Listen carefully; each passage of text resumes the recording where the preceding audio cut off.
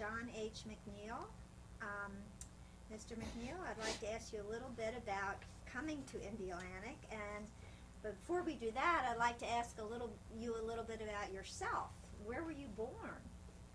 In Honolulu. My dad was sent there after World War I. He was in the Army. Ah, so you were an Army brat? Yeah, until I was 1 year old. Oh, then you weren't very bratty, were you? Yeah, I don't remember much about it. And you grew up on the West Coast? Yeah, starting in San Diego and working our way up to the Bay Area. Okay, and you went to college? At Berkeley. Okay, and you were an engineer? Mechanical engineer. A mechanical engineer. Automotive option. Okay. Now, what brought you to Indialantic? Well, in a word, Charlie West. Charlie West. Well, Yeah. Tell us about Charlie West. Yeah. Like, since he's so important in my whole career and in Sorbonne and everything like that, should I start with how I met him? Go ahead. We both were at Cal before World War II, and he saw me driving in an American Austin. His brother had one, called him Tiny, because he was so big, and he was having trouble with his Austin. Charlie invited me out to Sunol, which is a little crossroads east of Oakland, and the family had a ranch house there. And I don't know what I did with his Austin, but we've been friends ever since. And Charlie was an electronic engineer, and he impressed me right away by being able to run his ham radio, which he had built in the barn, with a telephone dial from the house. Did it all himself, and so he's a very talented gentleman. And how did he get you to come to Indialantic? Well, this is directly related, but it gets a little long. After the war, I've got his whole history in here, but part of he met Doc Warner somewhere, and Doc Warner became chief scientist at Patrick. Oh. And then he joined Columbia, working on their color wheel type colored television. Had actually a wheel whirling around with colored dyed place, kind of bulky, and so RCA won that war, and so Charlie went to Raytheon in Waltham, Mass, to build a mainframe computer. This is one of the world's first, very early on in the mainframe computer business, and so he needed somebody to do packaging and in I/O equipment, and he remembered me, and so. So you joined him in Waltham. Yeah. And this was with Raytheon. Yeah, I didn't apply. He found me in Oak Ridge, and I hadn't applied for that job either, but the Oak Ridge Fairchild people came out to Berkeley, and I wasn't there. I was getting married in Silver Spring, Maryland, but some professor rat-finked on me, I guess, and so while I was in Maryland, we got a phone call from Oak Ridge offering me a job. Well, I volunteered to get married without even thinking about a job. I didn't have a job yet. So you went to Oak Ridge. Went to Oak Ridge. And then you went to Massachusetts.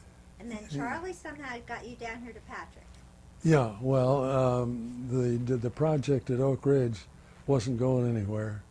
And when Charlie called, my wife and I, headed to Waltham. Okay. Lived in Stoughton, and we built a RADAC, Raytheon Automatic Computer. Mm-hmm. And it was probably the world's first liquid-cooled mainframe computer. And they needed a tape drive, so I had to design that, and it was fun. Now, I understand that you hold quite a few patents. Oh, I suppose, yeah. I don't remember exactly. Did you get some of them before you came to Florida? Or did most of them happen here? I don't remember any in conjunction with Raytheon. They could have been, because we had a unique tape drive. Well, let's skip to Sorban and tell us how that name came to be chosen for the company. What, Sorbonne? Uh-huh. Why don't we, before we do that, we might want to start with just a story about how the company came to pass, before we get to the name. Oh, okay. Okay. Yeah. So Yeah. you were in Massachusetts, and Charlie West had moved or was moving Well, to Florida. Well, that liquid-cooled computer riled the powers that be because it was too drastic for him. And besides, Charlie wouldn't fire 10% of his deadwood every fiscal year. He said, well, I try not to hire deadwood, and if I have deadwood, I fire it when I discover it. So they fired him. And by that time, RADAC was sort of working. I mean, it was nearly finished, and there were some real competent engineers on the job, electronic engineers. And I had done my bit with the tape drive and the I/O stuff. I/O stuff was old teletype stuff. And so he went out to Lake Tahoe, being a California boy, to lick his wounds. Well, while he was out there, Doc Warner decided that the Missile Test Center needed a computer. Like, do we destroy this missile now, or don't we? Or how accurate was that shot? And all, some real-time stuff. IBM had a computer that 7 of which could have done the job at like 27 kilowatts or something like that, you know. And so Dr. Warner remembered Charlie, and he called him out in California and said, come build us a computer. And so Charlie knew what it was like to try to do something for the military, a complicated technical project. So he insisted that we have access to the Bureau of Standards stockroom, and also that we be able to look at their computer, because he knew something about the architecture. So anyway, that's how FLAC, Florida Automatic Computer, got started. And then Charlie needed somebody to package that one and some more input-output stuff, and called me at Oak Ridge, and I was ready. Okay. And then that one was nearly finished. It was it also didn't have to be run from a big icebox. Computers in those days, you lived in a 60-degree room, and we didn't want that. So this one we cooled with cold air directly into the components. And where were you when you made this one? At Patrick? At Patrick. Okay. Well, yeah, in one of the hangars. Okay. And we had a little machine shop, of course. And from well- there, you all decided Yeah, to. well, that's the step next. Okay. But before you go there, hold on one second. I'm going to fix one thing. Excuse me. Sorry to rustle against your shirt. Oh. Okay. Okay, go ahead. Well, this computer was nearly finished when RCA took over running that operation. I think they were out at Patrick, at the Cape already. I'm not sure, but they were going to run Patrick, and they interviewed around, and they got to the optical group first, and there was bad blood between the optical group and us because we'd embarrassed Milton Friedman, brother of the once mayor of Melbourne. And we were sent out to California to find out what was the matter with one of his contracts, and it was being mismanaged. No need going into the detail. But so the RCA fired us all, and that one didn't come talk to us at all. They just took And Friedman's. what year are we talking about now, approximately? On 53. Okay, and you lived in Melbourne at the time, in the house that you bought Yeah. in Melbourne, okay, Yeah, with your uh-huh. family, with Yeah, your it two was- children and your wife, You know, we were on the bluff. on the bluff. Good for storm surge, you know. It's Because you're up high, okay. 30 feet. So now we have some unemployed engineers. Yeah, and so we'd been thinking about a product and working on it at night, and it was a keyboard. And that keyboard, when it was manufactured for the full life of Sorbonne and for several years afterwards by Don MacNeil. He took he kind of bought the rights or something and built it. But so we had a product, and Charlie was always wanting to do something, and so we all chipped in a little bit and started Sorbonne. And the first product was going to be his keyboards, and we didn't have a plant, of course. But then the reason for the name was I was in Japan during World War II, and I saw a thing that looked like an abacus. No, it's a Sorbonne. And it was the most efficient of the lot. It had only 5 beads. Some abacuses have 10 or 11 beads. They've got a couple above the line and 9 below.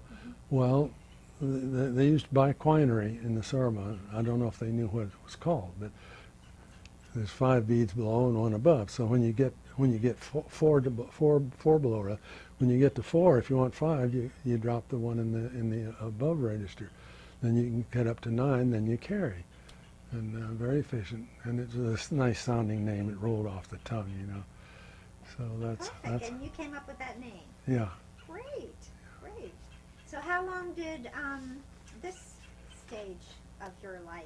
Well, we paid $300 to get it incorporated in 1953, and we were out of there in '54, and out of Patrick, and we were making parts in my garage, and at night in the shop at Patrick on the milling machine. Illegal, of course.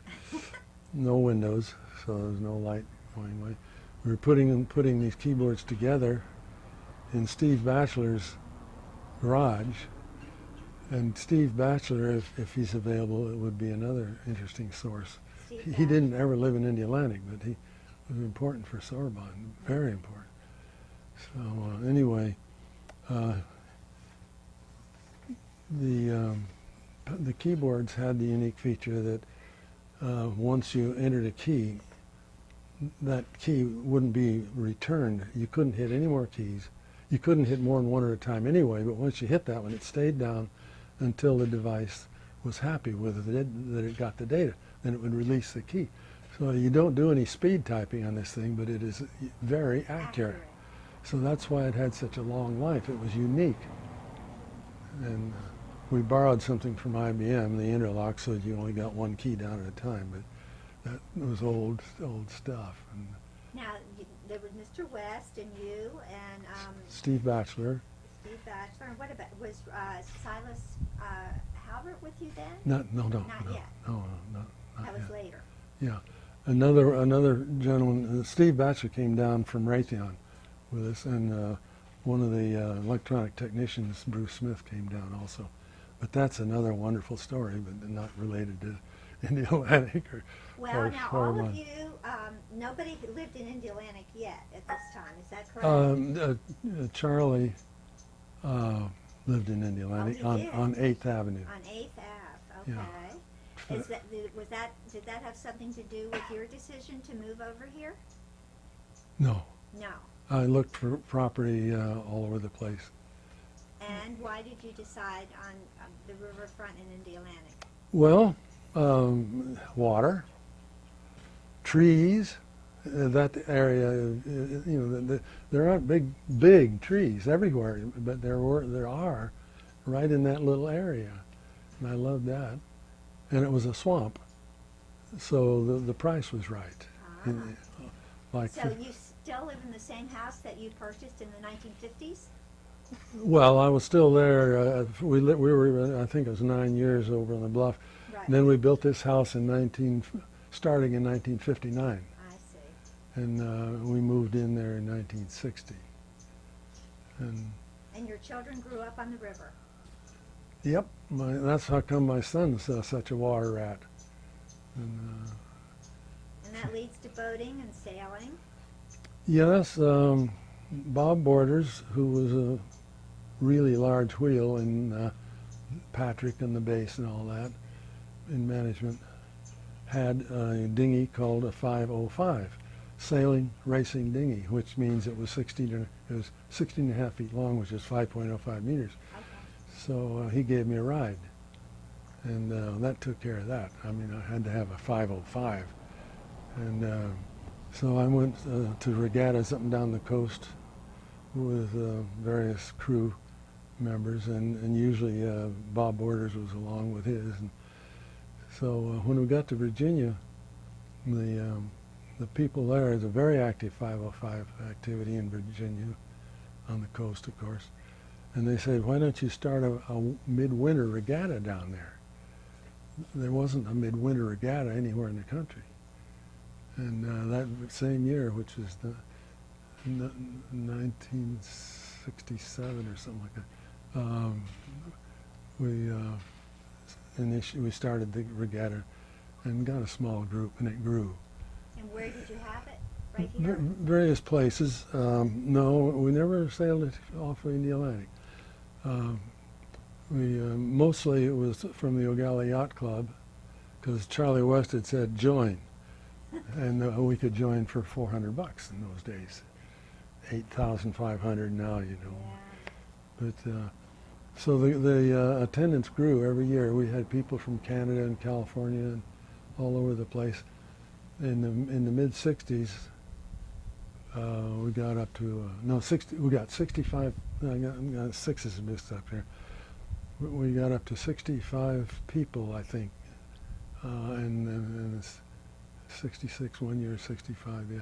Anyway, a huge attendance, and we ran that for about 24 years, until I was getting a little bit interested in other things, and I wasn't too much into computers, and they wanted to have a website and all that stuff. So Ethan Bixby was involved in all this, of course. He's a sail maker now, but his family is in Atlantic.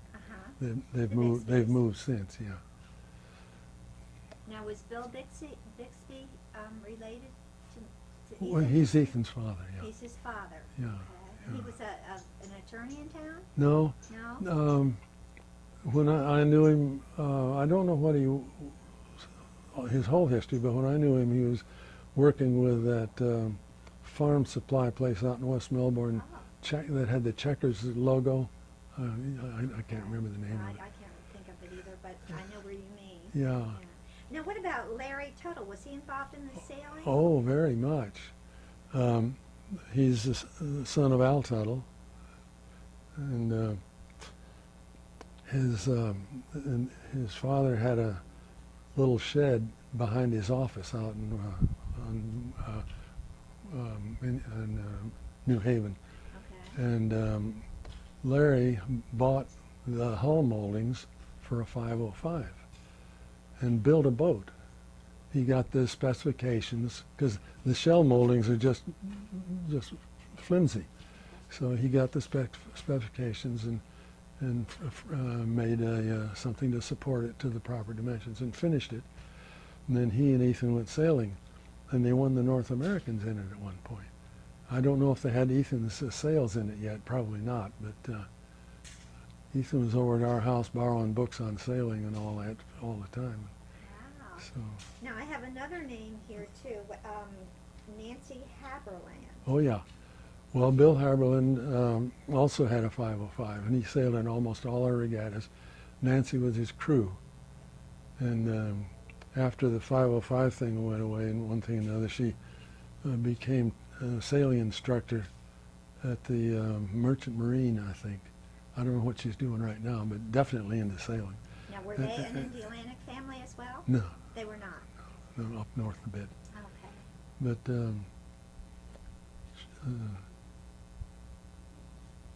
she's still active in teaching sailing anyway, Nancy is. Now, I have to ask you, how did you and Hasty become such good friends? Oh, well, he's got his version of it, but Let's hear yours. well, Sorbonne was underway, and we had as many projects as we could handle, and more if we could do it.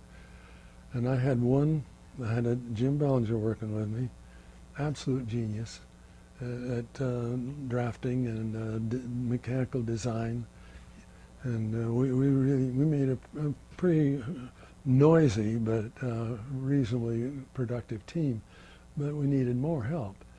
So one way or another, I got a chance to interview Hasty. Well, I have a quiz, and Hasty just blasted that quiz right out of the water. It's simple, no integral calculus and all that stuff, but tolerancing and what happens to a inertia if you run it through a gearbox, square the turns ratio, and he knew that stuff. And also Jim Bellinger had passed that test with flying colors. So he says I put his application under a pile on my desk for 6 months or something like that. Well, maybe Charlie wasn't ready to take on and to actually hire somebody. I don't know. I can't imagine I would have waited that way on my own, but this is going way back. So anyway, Hasty showed up in time and did great work for us. Great. And then when we started thinning out and he had to think about his future, he went over to Harris, and may have been radiation at the time, I can't remember. And I kept Well, let me ask you about social life in Indialantic in the 50s and 60s. Well, I guess you would say the 60s, because you really moved here in 1960. Well, I'm not much good at that. I usually get to know the names of my neighbors on both sides, and the Bixbys, of course. And of course, Hasty lived in Indialantic too in those days. Yeah. And, Did you all get together for barbecues, or did you get together No. for anything? Nose to the grindstone. Nose to the grindstone. So you were working. Now I noticed that you've mentioned Kemper's Grocery and Delisle's Hardware. I guess you. Oh, wonderful people. They were at New Haven in Melbourne. Yeah. Well, yeah, both of them. Okay.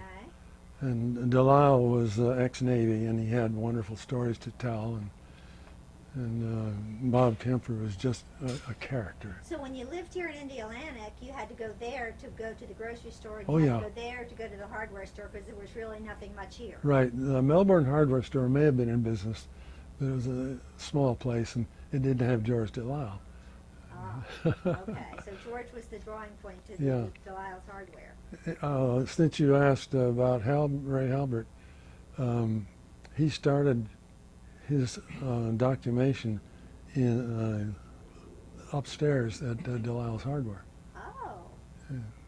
So Didn't- documentation started in the attic of Yeah. the hardware store. Yeah, it didn't stay there long, but one thing there's when we started Sorbonne, all these garages weren't really appropriate. I think we had a total of 10 people involved one way or another, and Steve Batchelor built that building that's now the FIT medical building out at Feast in New Haven. And that was Sorbonne? That became Sorbonne Ah. for quite a while until we outgrew it, and it wasn't a very big lot, so because we ended up with 50,000 square feet and couldn't do it there. And Palm Bay made a offer we couldn't afford to tax forgiveness for some years and all that, you know. And we got some land down there with plenty of room on it. Well, I know Jerry Cooper was instrumental in starting FIT. FIT, Was he yeah. an associate of yours as well? No, I didn't even know him then. But you were involved with FIT at some time? At some point? No? No. No, we're just talking No. about that common building. No, they had me over there to give a little talk one time on what it's like to be an engineer or something like that. Uh-huh. And I brought some of my toys over and showed it to them, and things that I've been working on. And Yeah. Now, did your son take up your engineering bent? No, He did not. no, he does not believe in homework, Oh. so okay. he didn't get Because through. he had all that river in front of him. He had other things to do. Indeed, yeah, Yes. yeah. And his talent was programming, Oh. computer programming. Not exactly well, he's a good auto mechanic. Well, now I understand that you like to do that as well. Oh yeah, another whole story. I had lots of fun. I did what you call hopping up a car, but it wasn't a Ford or any of the usual. It was a Champion Studebaker of all things.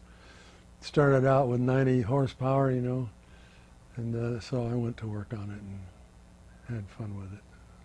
Needs going into the details, but it got fairly deep. Now, was that when you lived here? I got started on it over on the bluff. Okay. I think I finished it. Yeah. Did you ever It drive was. to the It was. beach? It was. Did you drive Oh. to the beach in your car? Well, I never went on the beach. I don't believe in that. But I had to drive up to Patrick from here, of course. Uh-huh. So your water recreation definitely stayed with the river. Oh yeah. Well, we several of us got the sailfish kits. They're little plywood thing about 11 feet long or less, and you build a little, it's like, almost like a surfboard, but it had it pointed and no cockpit. 4 or 5 of us built them, and we took them out into the ocean once. And we got out there pretty far, and the swells were such that the one would disappear from the other. And we got out by for some idiotic reason, out by the shrimp boats. And then we got to thinking, shrimp boats, they toss stuff over, sharks, fish. So we headed for the beach, and that's the last time we went in the ocean. I can guess so. Now, did you do some fishing in the river? I don't fish. You don't fish? No, my son. Mainly you boat. Yeah, my son does. And not with a hook and line, but with a net and stuff like that. Okay. How about shrimping? Were you ever involved in shrimping, or No. did your son like to shrimp? No. I understand that back in the 70s and the 80s, shrimping was a big Oh yeah, hobby of many people on the causeway here. yeah. We never didn't do that. You didn't do Yeah. that. Did you eat fish, or did you just not? Oh yeah. Where would you buy your fish in 1960 Oh, in Indiana? Where would you there- go? Imagine Hasty remembers the name of the store, but it was Jorgensen's with the people, and just south of the harbor, and you go across the bridge, and the first street, turn right. There was a place there selling fish, right next to the lumber company. So as fresh as could be. Yeah. How about movies? Did you go to the movies? No. You were a serious person. Well, once in a while, but Once in a while. the movies were not our bag at all. Yeah. Yeah. Well, No. how about Melbourne Beach? You're pretty close to Melbourne Beach, aren't you? Yeah, about a block away. No, well, less than a block. Maybe a Did you ever block. go southward and go down to anything down that way, or did you sort of go toward in the Atlantic way to do things? Well, our financial guy at Sorbonne talked us all into buying a lot down towards the inlet, Sebastian, and we were putting up Sorbonne stock for the collateral, and at that moment the Sorbonne stock took a dip, and we were asked to contribute more stock for the collateral, and it was good stock at that time. I mean, it sure took a little dip, but I mean, so what? But we didn't want to surrender any more shares, so we sold a lot, and didn't lose anything on it, but it did make the fortune that we could have if we'd hung on to it. Oh, I can imagine, yeah. Yeah. Now, when you were here, was the Bahama Beach Club Oh, yeah. up on the corner? Absolutely. Now, I guess your children went there often No, to swim? no. I'd go there. Sometimes from Patrick, we'd have a guest or something, and we'd take them to lunch at the Bahama Beach Club. And how about the trade winds? Did you ever go there? Didn't go there as a customer. We looked over the basement when we were starting Sorbonne. It was a lovely big space. They had a basement. Yeah. Oh. But we built our own building instead. But so we'd been visiting in India off and on before we lived here. Yeah. Yeah. Well, what do you think is the best thing that you can say about having lived in Indiana all these years? Well, Well, I'm no good at analysis. We're not the only ones that like it, but you hear reviews of people that come down here, and they just say they went up and down the coast and they like this, and we like it. Yeah. Yeah. And the beach is interesting, but we're not beach bums. They're not bums, but you know. I know what you mean. You're not Yeah. a big user of the beach. Yeah, my mother got us my sister and I well tanned when we lived in Santa Barbara. We'd almost always have a sunburn. Old Dad puts the collodion on there that he made out of toothbrush handles and acetone, and it burned, but it kept the air away or something like that. So I'm having a little trouble with a little skin cancer now Oh, and I then. can imagine. Pre-cancer, Yeah. no. But it took that long to develop. And all those years that you didn't, well, you did go out in the sun if you were on the river. I was going to say that you Yeah, avoided always the beach, wore but clothes and a hat of some sort, though. now, because you lived on the river, I guess your children had friends over a lot to play and to go Oh exploring. yeah. Well, part of the thing was that some of the neighbors' mothers were very fastidious, so they would come over and play at our place. Where they could really have fun. Yeah. Wow, good for you. Yeah. Good for you. And I guess your son must have loved growing up in Indiana because I Oh, understand he still lives absolutely. here. Yeah, he's addicted. That's Yeah. wonderful. That's Yeah. wonderful. Yeah. Well, can you think of anything else you'd like to share with us about your times in Indialantic or Sorbonne or Dusty here? Well, Hasty, I mean, excuse me. oh yeah, I didn't mean to say Dusty. Warren Hastings Miller. Well, the Sorbonne thing was a ball. If it weren't for having to eat and have a house and all that, you'd do it for free. It was so much fun. Because the projects we had were challenges, but we were able to work on them our way. Charlie West was a great boss, and we didn't have weekly meetings. Charlie roamed the building with his coffee cup and kept an eye on what was going on. We were making our drawings for our high-speed tape punch, and we'd made a prototype and we didn't like it. We took it to a show and it survived, but so Jim Belledge and I were coming up with a new version, and we went through one and didn't like, got a better idea, and so Charlie was wondering why we weren't making any progress, because at the end of the day, Jim would put the same drawing on the top. Well, all the action was going on underneath, during the day. But anyway, one day Charlie lifted to say, "Hey, nothing's happened to this drawing." He looked things close enough that he could tell that the drawing wasn't progressing. But when he saw how far we were and what the concept was on the new tape punch, he go ahead, Go for it. So yeah. And we had a shop that could do anything. I was just reading the review in here. It listed the equipment that we had that I'd forgotten we had. The very top-end stuff. More jig bores, more jig grinders, and these are all very serious machines for precision work. And the opinion was we may have had the best shop in the Southeast. Wow. And when Ray, we sold the company when one of our customers gave us a bad time, and I think it was dishonest. They had more lawyers than we had engineers, what it turned out to be, and they kept changing the specs, and we weren't smart enough to get them to rewrite the contract every time, so we ended up $600K in the hole. And so Charlie West managed to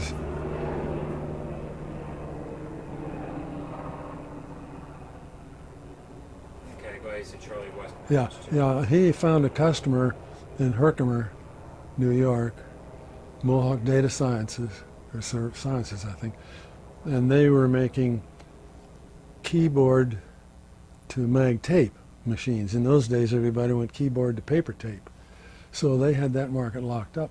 But that was the one product company, and they knew they needed more products, so they found out about us, and we had a wide range of products, which I've got pictures of and all that in the catalog. So they made an offer that was reasonable, very reasonable offer. And so And- that was the end of your time with Sorbet. Yeah, so that's when Ray took his toys and started Documation. Oh, and then you Well, went at with first him. he went with Stan Blumendahl for a little while in a company called General Development or something like that, General Okay. Design, I think. And they were making a card reader, and they were working on a line at a time printer. And Len Ward, one of our guys, went with him on that. And so Ray took all that to Doc. And I did you think- join him there? No. You did not. No, we were into other things by then. Okay. Charlie always had something for us to do when we ran out of something to do. We started optical business machines, Oh, okay. made optical character readers, big, fancy machines. But anyway, Ray took a lot of the employees from our shop and and took a lot of the equipment, because he also had a very fine shop. Little different emphasis because of what he was making, but Now I see that he has bought his. He has daughter has, provided a home for his daughter here in Indiana. yeah. Hmm. Did he live in Indiana at the I time? don't think so. He's No. been he lived in Palm in General Development for a while, and it's I don't know where he went in between, but he built a very nice house north of O'Galley Harbor, Yeah. near the inlet outlet part there. And Well, it sounds like you've had a very, very interesting and productive life in the Oh. sciences and engineering, and I think Yeah. it's like sounds like you're still going strong. I And hope so. Thank you very much for sharing all your knowledge with Well, us. it We was enjoyed fun. hearing all about it. Yeah, yeah. Good thing you didn't ask too many questions. I could have gone on forever. Well, we've enjoyed it. Thank you so